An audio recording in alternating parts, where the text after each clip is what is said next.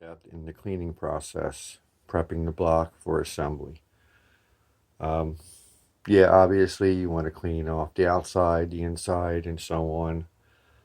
Make sure there's nothing left behind, because even when the machine shop does hot tank it, yeah, it breaks up a lot of the stuff that's been baked on there for God knows how long.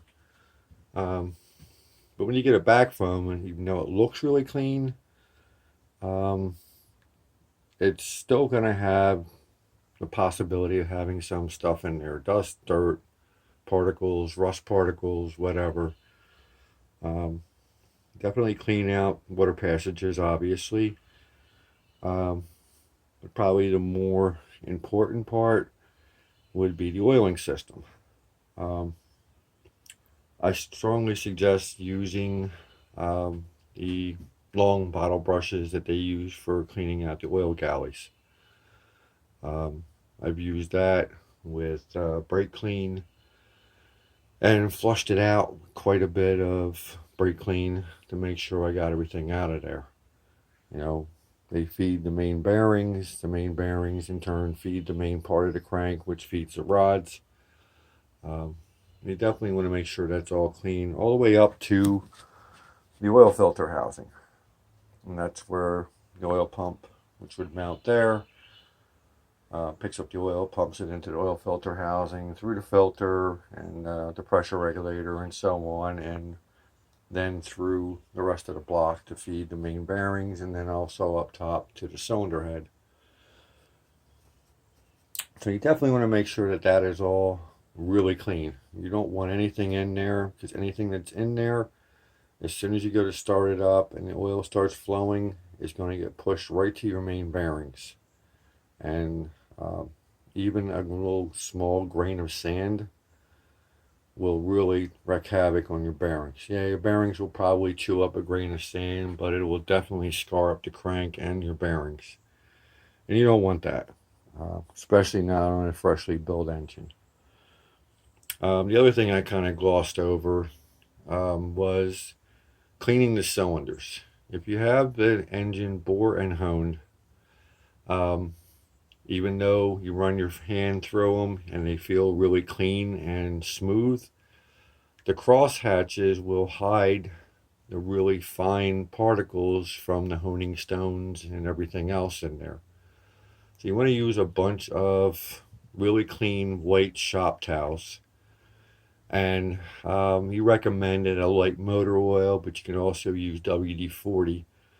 And keep using a new rag and wiping all the cylinders up and down until the rags come out clean in all 6 cylinders. That way you know you got everything out of there. Anything that's left in those grooves can get kind of baked in there and can also damage your rings and pistons a little bit. It's an abrasive material. So it's really not something you want to leave in there.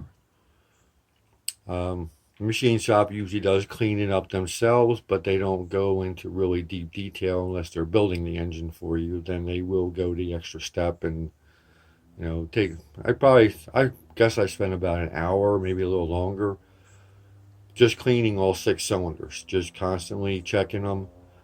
I was surprised at how much came out just from the first cylinder. I think I went through 3 rags before it finally came out clean, wiping the entire length of the cylinder. So you definitely want to do that. So far, I have installed the crank sprocket and the two. Well, the one on the right is a guide, and it's also for the tensioner. The one you see on the left, it's upside down right now, is a guide, and the oil pump chain. Uh, Typically, I like to install this stuff first and put the front timing cover on, so that way when I put the head on, I'm not trying to slip the front timing cover in with the head gasket in place. And same thing with putting the oil pan on.